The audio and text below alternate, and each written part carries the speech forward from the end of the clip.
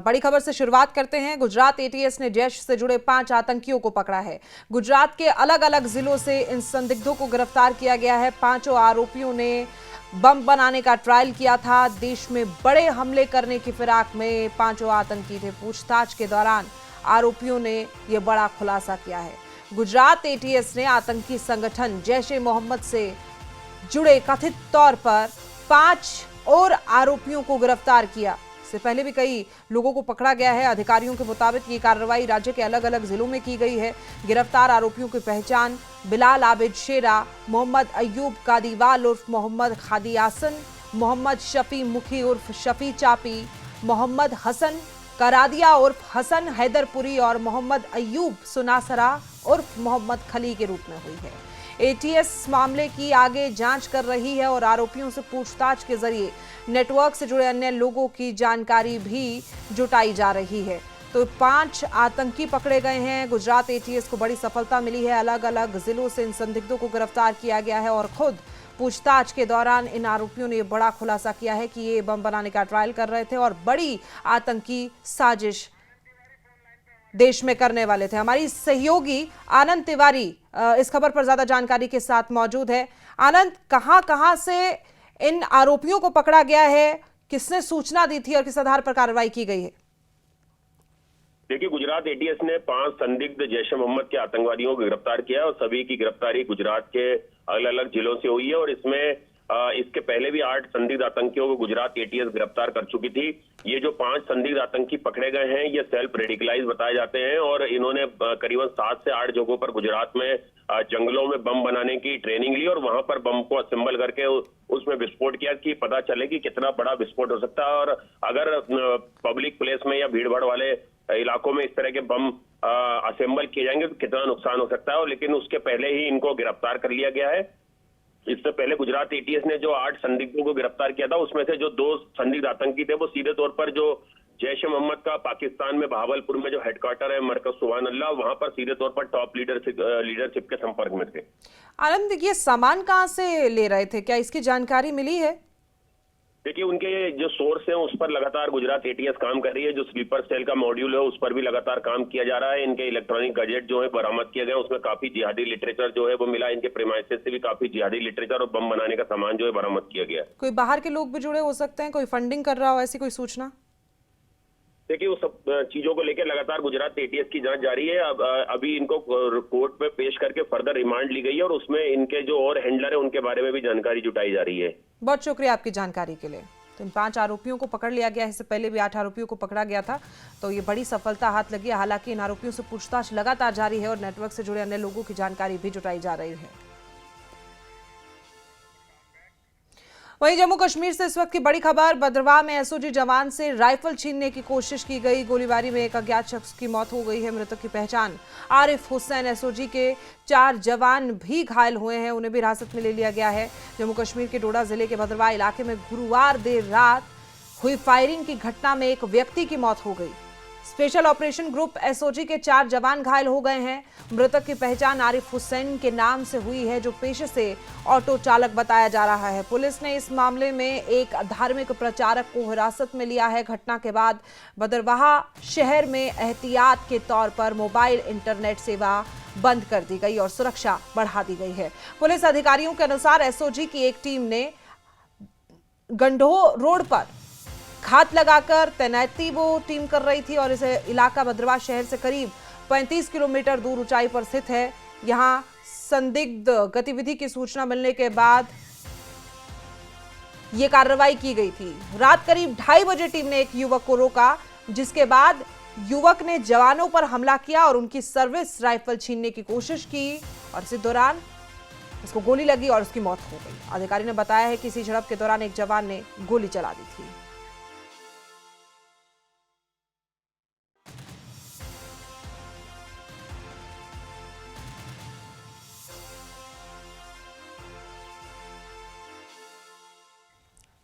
जम्मू कश्मीर से ये बड़ी खबर आपको बता रहे हैं, जहां भद्रवाह में एसओजी जवान से राइफल छीनने की कोशिश की गई और एक अज्ञात शख्स की इस मामले में हादसे में मौत हो गई। फिरदौस खांडे हमारे संवाददाता भद्रवाह से हमारे साथ जुड़े हुए हैं। फिरदौस, पूरा मामला क्या था, विस्तार से एक बार बताइए, कैसे घटना हुई और किसे गोली लगी है?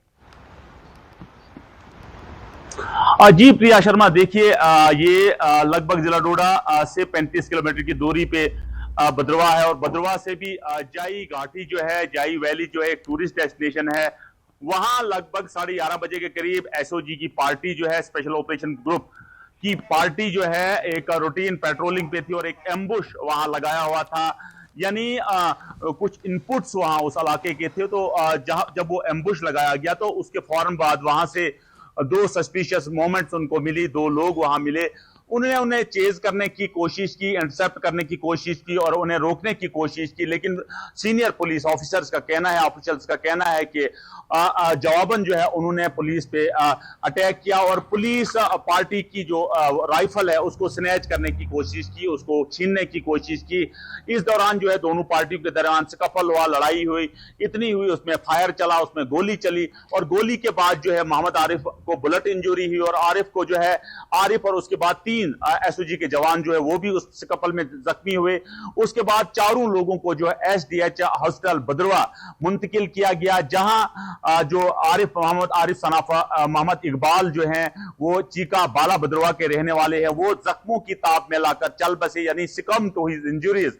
और जो 3 पुलिस एसओजी जवान हैं उन्हें जो है रेफर किया गया डिस्ट्रिक्ट हॉस्पिटल जेएमसी डोडा के लिए रेफर किया गया। और क्योंकि आरिफ का बताया जाता है कि आरिफ को भी रेफर किया गया जेएमसी डोडा के लिए, लेकिन वहां डॉक्टर्स ने उसको declare dead, broad dead declare किया।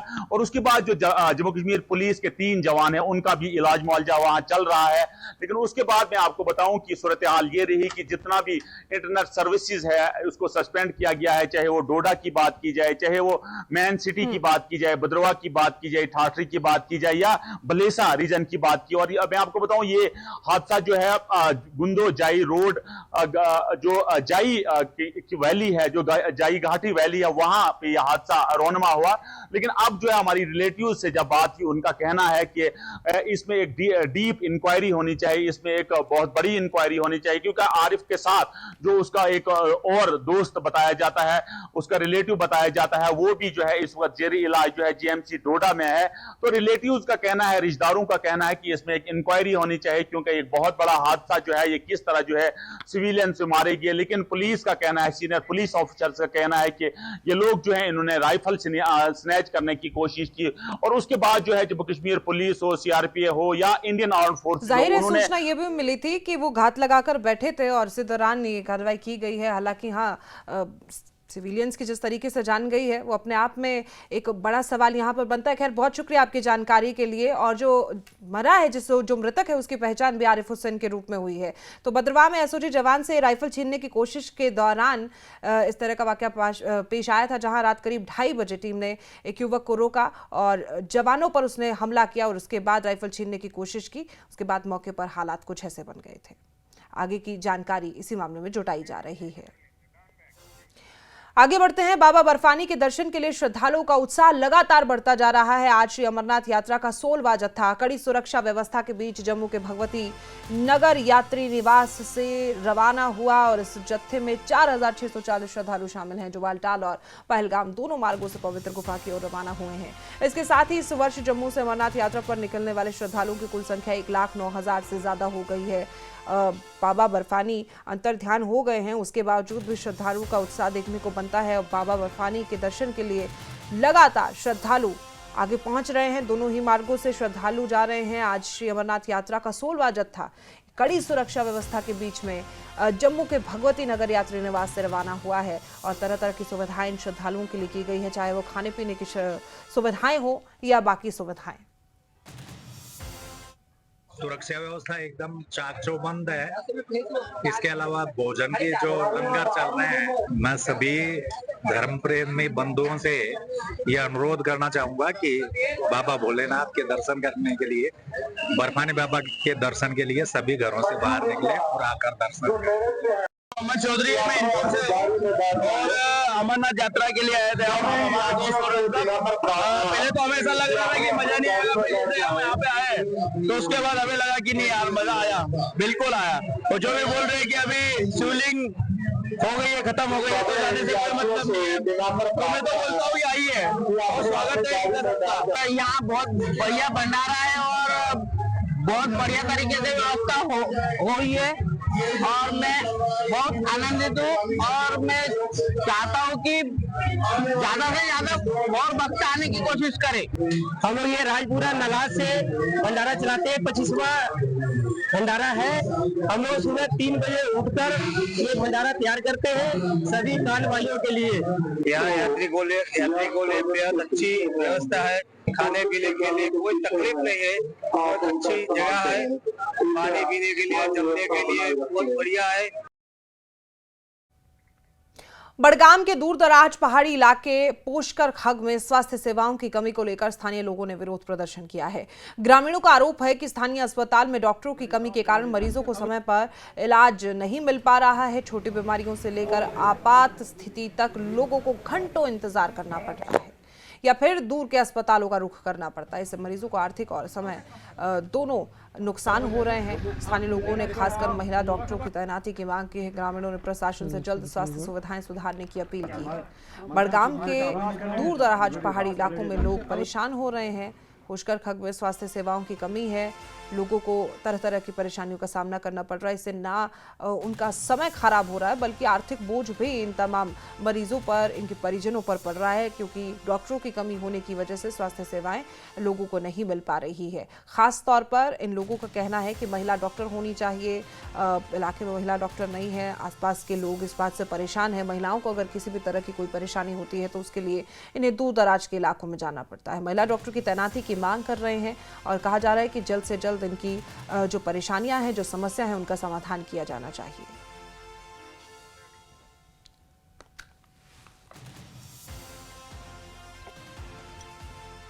बदकिस्मती की वजह से हमें बहुत से मुश्किलात हैं, खासकर इस PHC पोशकर में। यहाँ पर लेडीज़ डॉक्टर की अशद ज़रूरत है। हर किसी के पास माँ और बहन है। जब डिलीवरी का टाइम किसी माँ या बहन को होता है, उसको ज़रूर श्रीनगर LD या JVC जाना पड़ता है, क्योंकि यहाँ पर कोई इंतज़ाम नहीं है। वारिया प्रॉब्लम आज ब्रो 5-6 वरी चलान ये हस्पताल, डॉक्टर अवेलेबल। मैं लेबनान के कोला एरिया में हूं और आप देख सकते हैं कितनी तबाही हुई है यहाँ। नर्स कहीं डॉक्टर साहब तमिस कोड़मुत आर्डर ओतर सो कहीं खबर DSP सज कूर क्या तमिस कोड़मुत आर्डर पोशकर सो मागमस मज दिवान ड्यूटी बेमो खाग कर ओतर पे मे 10-12 कॉल।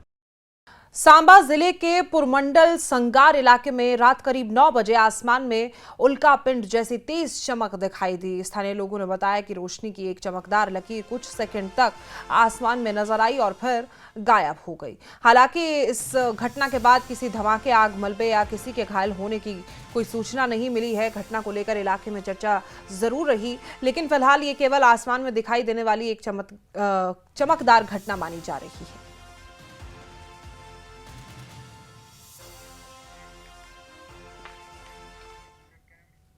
वहीं जम्मू कश्मीर के कुलगाम के DH पोरा स्थित शेख वट्टू गांव में घायल तेंदुए को वाइल्ड लाइफ विभाग ने सुरक्षित बचाया है। ग्रामीणों ने विभाग की त्वरित कार्रवाई की सराहना करते हुए कहा है कि समय पर रेस्क्यू से न सिर्फ तेंदुए की जान बची बल्कि लोगों की सुरक्षा भी सुनिश्चित हुई है। कंट्रोल रूम देवसर के wildlife incharge Imtiaz Ahmad ने बताया कि तेंदुए को पूरी तरह ठीक होने और प्राकृतिक आवास में वापस छोड़े जाने से पहले तेंदुए का इलाज किया जाएगा।